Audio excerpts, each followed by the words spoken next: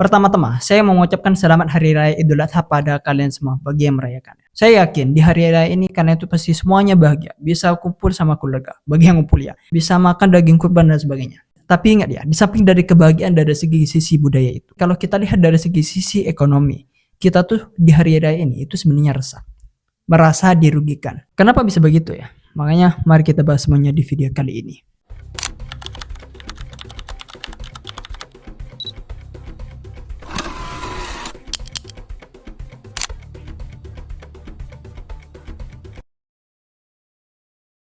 Kenapa saya katakan sekarang itu kita tuh merasa dirugikan dan merasa resah kalau kita lihat dari sisi ekonomi.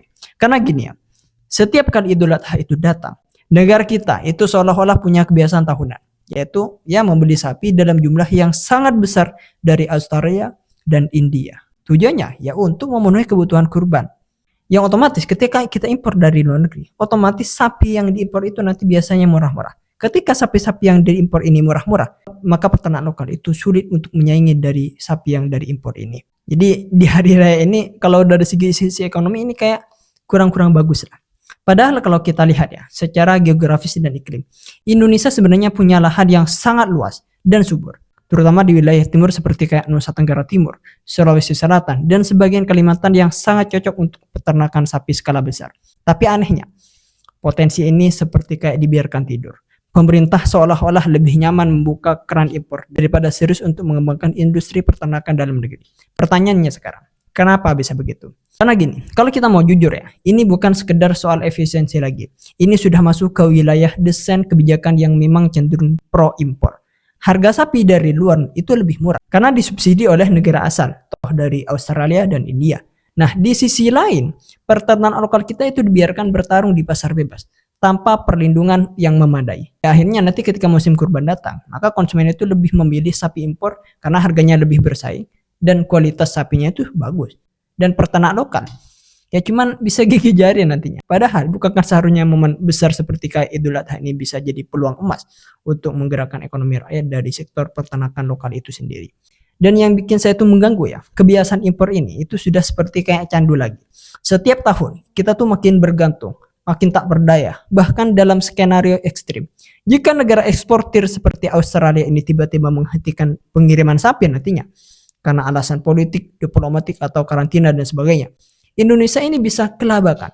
Indonesia ini bisa pusing, mau dapat dari mana sapi ini? Padahal kebutuhan di dalam negeri ini sangat tinggi sekali. Ini bukan cuma soal sapi kurban, ini soal ketahanan pangan nasional yang rapuh. Sayangnya, publik itu jarang diajak berpikir ke arah sana. Ketika bicara soal daging kurban, narasinya ini hanya berkisar pada harga dan distribusi, tanpa menyentuh akar masalahnya. Kenapa negara besar Indonesia dengan umat muslim terbanyak di dunia itu tidak bisa mandiri dalam urusan hewan kurban? Kalau kita ngomongin soal impor sapi ya, kita gak bisa lepas dari konteks yang lebih besar, yaitu ketahanan pangan dan kepentingan geopolitik. Banyak orang mengira impor daging atau sapi hidup itu cuma urusan dagang biasa. Negara beli, negara lain jual, beres. Padahal, di balik transaksi dagang itu, ini ada dinamika kekuasaan yang jauh lebih dalam nantinya. Coba kita bayangkan, ketika satu negara nih terlalu bergantung pada negara lain untuk urusan pangan nantinya, apalagi pangan yang terkait dengan budaya dan agama seperti kayak daging kurban ini, maka secara tidak langsung negara itu kehilangan sebagian kendali atas kedaulatannya sendiri. Contoh nyatanya pernah terjadi pada tahun 2011, yang mana pada saat itu Australia itu tiba-tiba menangguhkan ekspor sapi hidup ke Indonesia. Ya karena ada video viral pada saat itu soal perlakuan buruk terhadap hewan di rumah potong kita. Reaksinya, pasar daging lokal langsung kacau. Harga melambung, stok terganggu, dan pemerintah kita itu kelabakan. Makanya ini bukan cuma soal hewan, tapi soal bagaimana negara lain itu bisa menekan kita hanya karena kita terlalu bergantung. Ya akhirnya sapi itu bisa berubah jadi alat diplomasi. Australia bisa bilang nantinya, kalau kamu gak ikut standar saya, maka saya akan stop impor ke negara kamu. Dan Indonesia, ya tentu nanti gak akan punya banyak pilihan lagi. Coba bayangkan sekarang, skenario yang sama terjadi lagi, tapi di tengah ketegangan geopolitik. Misalnya Indonesia berselisih dengan negara pengirim sapi, karena sikap politik luar negerinya, soal Palestina, Laut Cina Selatan, atau yang lain. Negara itu bisa saja gunakan suplai pangan sebagai senjata tekanan nantinya. Ini yang oleh banyak pakar disebut sebagai Wapenosia supply chain. Dan ironisnya, negara kita itu termasuk yang paling rentan kena dampaknya. Sekarang kita masuk ke wilayah yang lebih insentif. Siapa sebenarnya yang diuntungkan dari ketergantungan impor sapi ini? Karena kalau kita bicara soal impor ya, itu bukan cuma soal negara membeli dari negara lain. Di balik layar, ini ada aktor-aktor besar yang main di sini. Mereka bukan peternak lokal, bukan koperasi desa, bukan pula petani kecil. Mereka adalah perusahaan-perusahaan raksasa yang menguasai rantai pasok dari pelabuhan sampai ke lapak pedagang daging di pasar.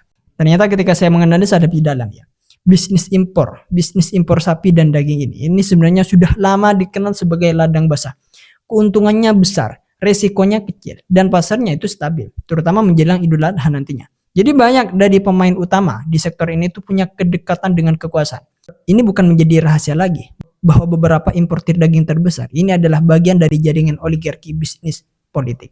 Mereka punya akses ke kota impor, lobby ke kementerian, bahkan relasi langsung dengan pejabat tinggi yang ada. Maka jangan heran kalau kebijakan impor itu seperti jalan tol buat mereka. Mulus, cepat, dan tanpa hambatan. Yang jadi ironi adalah pemerintah justru lebih mendengarkan mereka dibandingkan suara peternak lokal. Saat peternak itu mengeluh soal harga pakan mahal, akses pasar sulit, atau sapi lokal gak laku, seringkali responnya itu sangat datar sekali. Tapi ketika para importer itu mulai batu, langsung ada revisi kebijakan, pelonggaran kuota, atau percepatan izin impor. Ini bukan teori konspirasi lagi ya, ini sudah realistis yang tercermin dari pola kebijakan bertahun-tahun terakhir ini. Dan ini juga menjelaskan kenapa program kemandirian daging selama ini itu mandek. Karena kalau Indonesia bisa mandiri dalam produksi sapi, siapa yang bakal rugi? Tentu saja para importer besar itu. Pasar mereka akan menyempit, margin keuntungan akan tertekan, dan kekuatan lebih mereka itu makin lemah nantinya. Jadi jangan heran ya, kalau dibalik kegagalan program peternakan nasional ini, selalu ada aroma sabotase halus. Entah lewat desain kebijakan, entah lewat desain kebijakan yang setengah hati, atau lewat eksekusi proyek yang sengaja dibuat gagal. Tapi untuk kementerian sekarang, menurut saya ini sudah lumayan bagus lah. Kenapa? Karena beras kemarin, yang awalnya kita beras impor, sekarang tidak impor. Bahkan karena saking banyaknya, kita tuh mau ekspor beras ke Malaysia nantinya. Ya itu menurut saya sudah bagus lah. Cuman di sapi ini tolong Pak, nanti tahun ke tahun ini lebih diperbaiki lagi. Kalau bisa Idul Adha tahun datang, kita tuh sudah ke impor sapi lagi. Dan kalau bisa, kita tuh ekspor sapi nantinya. Jadi harapannya bagi kami kepada Pak Amran, Menteri Pertanian sekarang, semangat bekerja Pak. Semoga tahun depan kita gak impor sapi lagi. Itu harapan kami Pak. Bagaimana menurut kalian mengenai ini? Tulis pendapat kalian di kolom komentar. Sampai jumpa eksklusif.